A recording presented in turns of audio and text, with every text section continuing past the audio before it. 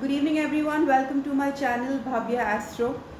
For all those who are new and watching me for the first time, do subscribe to the channel so that you can be posted with all the videos that I do. A couple of days back, I did promise that I will be doing a special, series on exaltation and debilitation of planets and what exactly you need to consume if a planet is placed well, and what is it that you need to go ahead and donate or else give off or keep that energy far in terms of a planetary alignment on your chart. So firstly, for all those who do not know how to get a chart, you can either ask for a consultation or one question consultation. We have a complete analysis in astrology in which we work on all the houses, 4 to 5 aspects. It could be career, relationship, marriage, it could be kids, overall well-being. So that's a complete analysis. Then we've got something which is a one question reading in which I try and answer to. I wouldn't promise you, that depends upon my schedule. And then we've got the remedies, wherein what to consume, what not to consume. We've got the crystals which we give in for the remedies, and we've got the ultimate, the Tripura Sundari yantra, that is your Saundarya Lahari yantra. Okay. Now coming to exaltation and debilitation, we all know that we've got a chart, and our chart has some kind of a planetary alignment, and it activates a couple of houses whenever we have the dasha coming in. Some of us may have good dashas in which we've got good houses activated, like if a person's doing well in career, you will see the second house doing well, you'll see the second house, the sixth house, the 11th house operating in terms of gains, because the second house is your stored money, sixth house is the money which you make from the opposite party, and 11th house is the kind of gains which we get, the big gains which I say. So most important, you need to know first of all what is your chart. To know your chart, you can get onto any softwares which is available online. It could be Jagannath Hora, it could be Astro Sage. You could opt for the Jagannath Hora, it will give you much more accurate readings. I prefer using Jagannath Hora.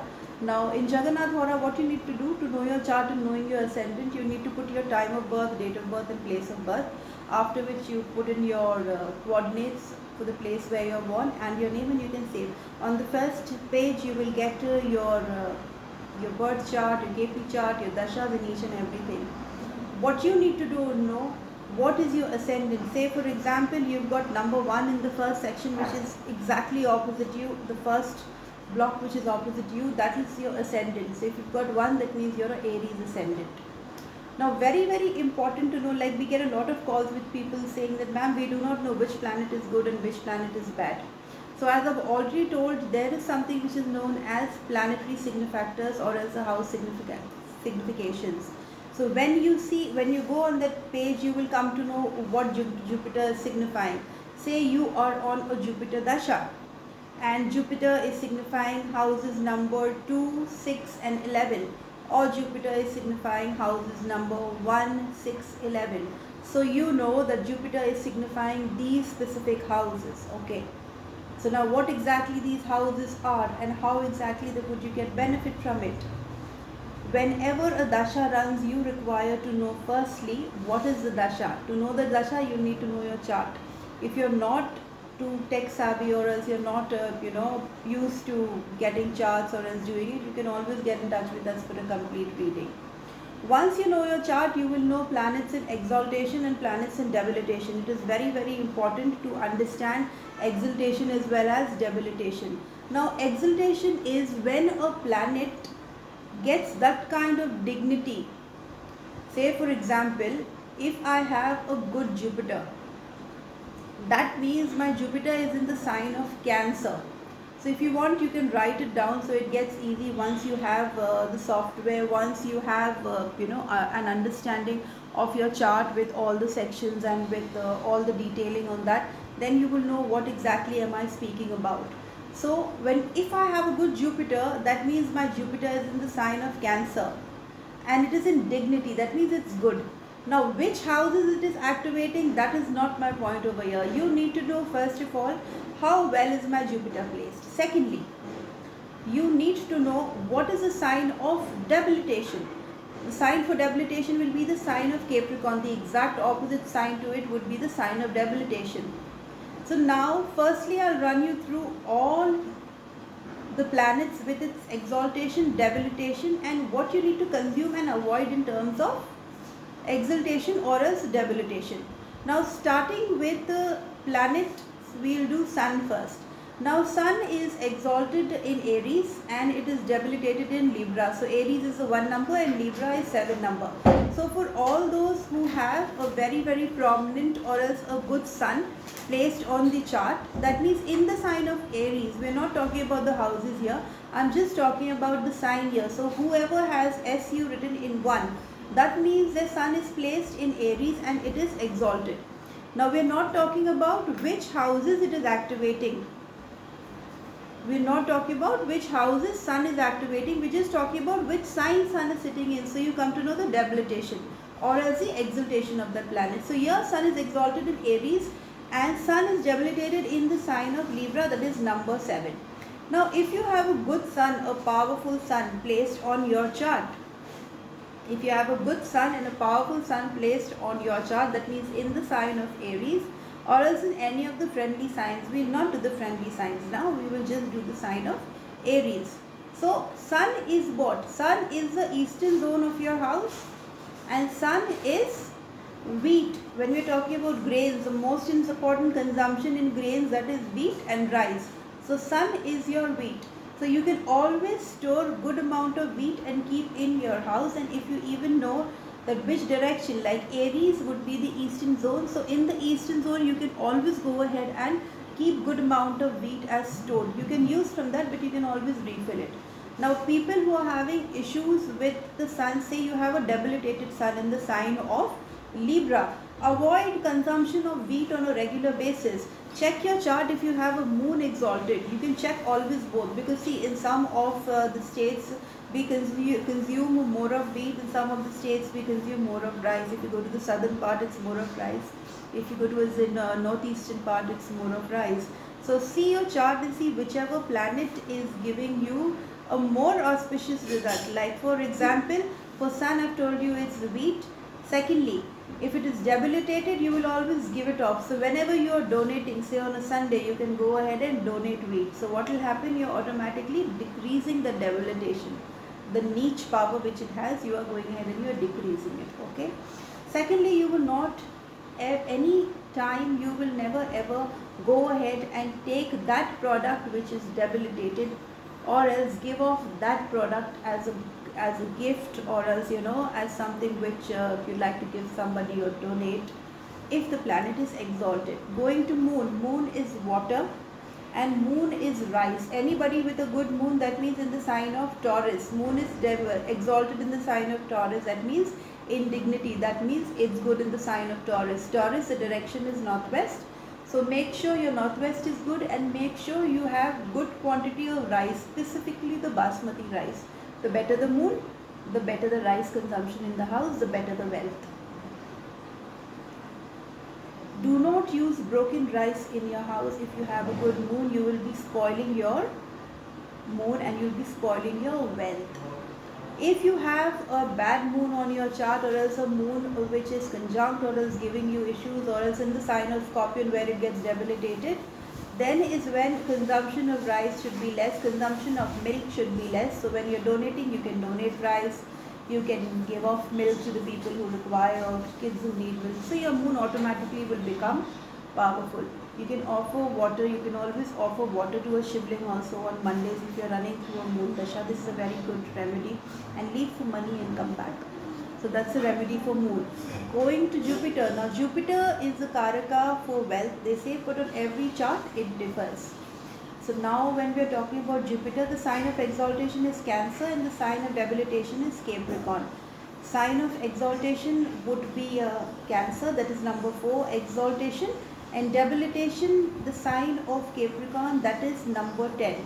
So people with a good Jupiter, yellow color, saffron, haldi, besan, this is something which they can consume on a regular basis. Do not go and donate it, or else gift it or give it off to somebody, even yellow clothes. And in terms of debilitation, we have the sign of Capricorn, that's number 10, which will be written JU with a 10, that means the sign of Capricorn.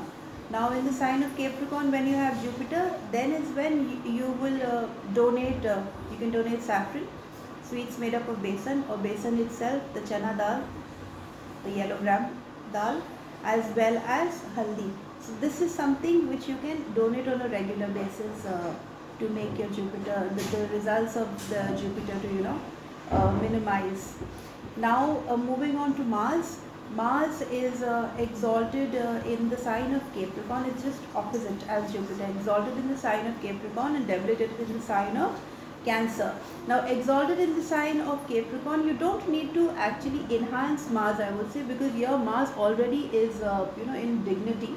I wouldn't say you enhance Mars. So if you already have a lot of anger within you, you have anger burst, you have you're very short tempered, you get into these daily tiffs or else arguments, I would not recommend you to enhance Mars. But then if you have a power, if you have a exalted Mars but still you're finding issues with your energy, or else you're not getting that kind of results in your effort, because Mars is responsible to get results in your efforts. So anyone with a good Mars, if you're having problems with energy, with vitality, then it's when you can consume honey, you can wear red, okay, not much. If you're having issues with anger or else you're short tempered, then it's when now Mars is the red color. Mars is the red tika which you have. So if you've got say the sign of Capricorn in the first house and you have an exalted Mars, or else your Mars in the first house exalted, you can always put the red tika which you put. So it's not that everybody could put a red tika or else a yellow tika. It depends upon what's your Lagnesh and what is the strength of that planet.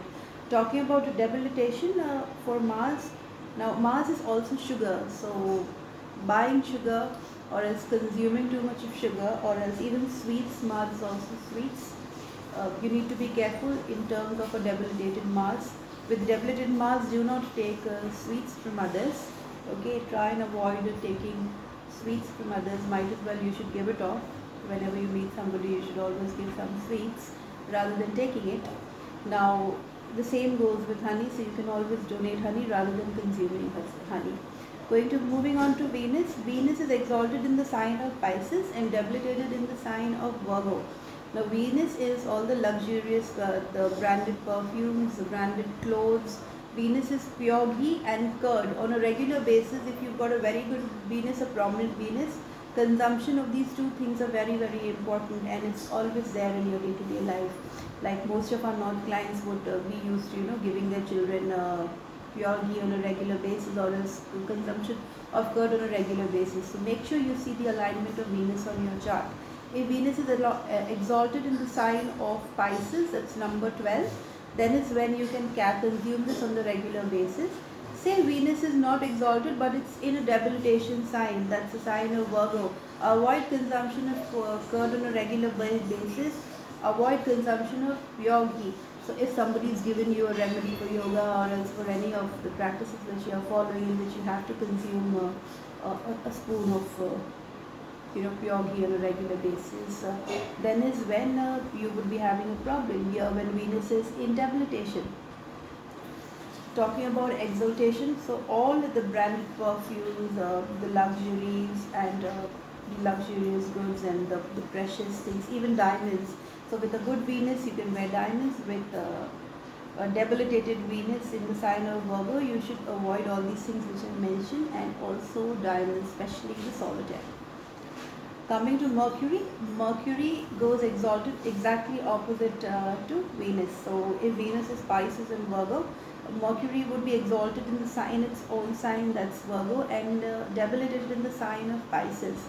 So Mercury is your green vegetables, eggs, as well as all the green vegetables. You can say the leafy vegetables, eggs and mutton.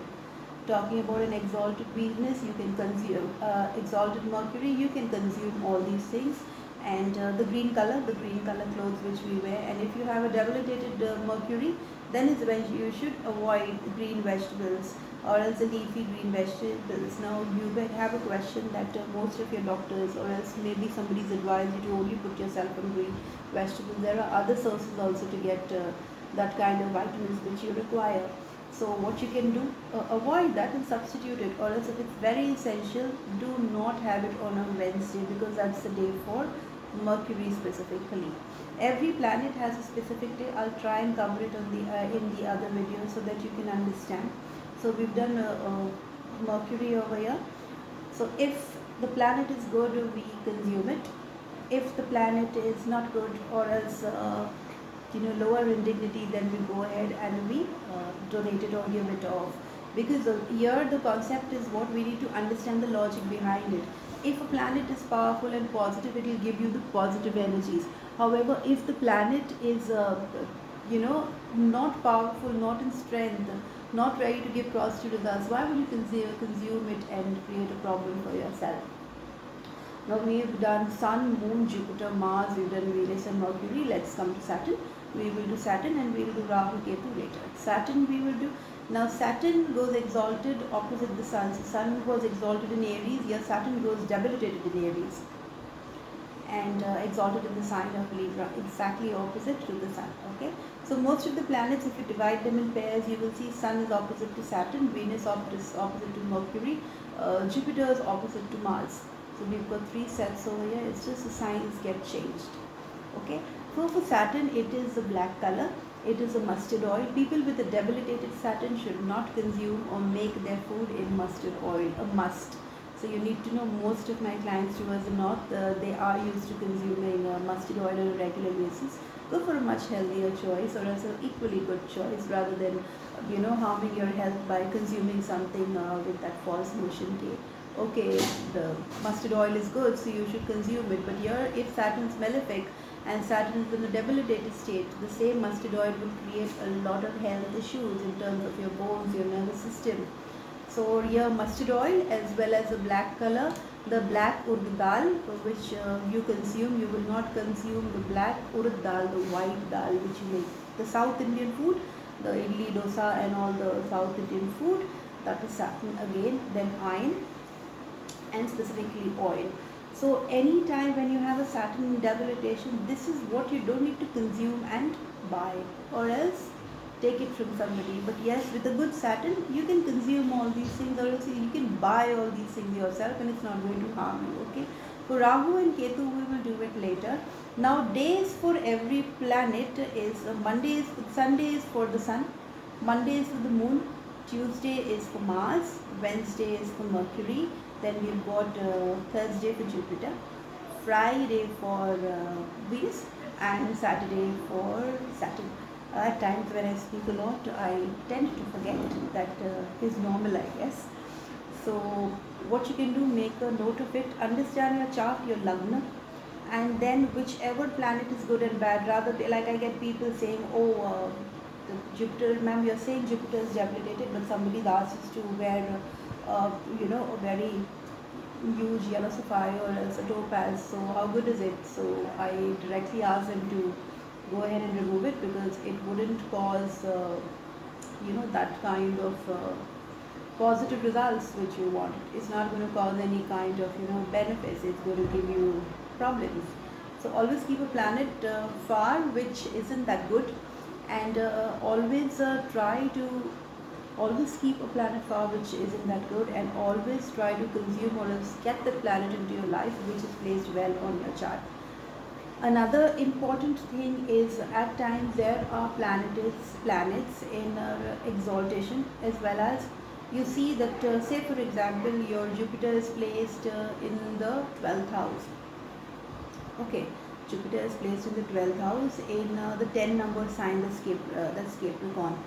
So somehow when Jupiter Dasha will come, it will go ahead and it will activate the 12th house, which is a little malefic house. I wouldn't say a bad house, it's a malefic house, so it would give some kind of losses and expenditure.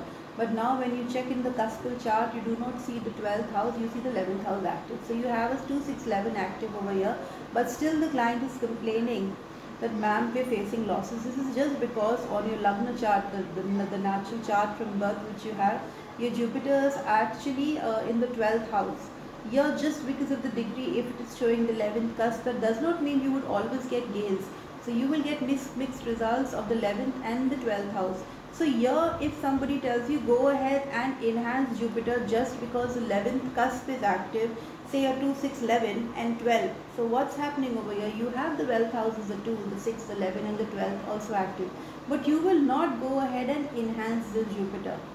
You don't need to enhance it. You need to understand it will give you losses, it will give you benefits. Okay, it will give you both.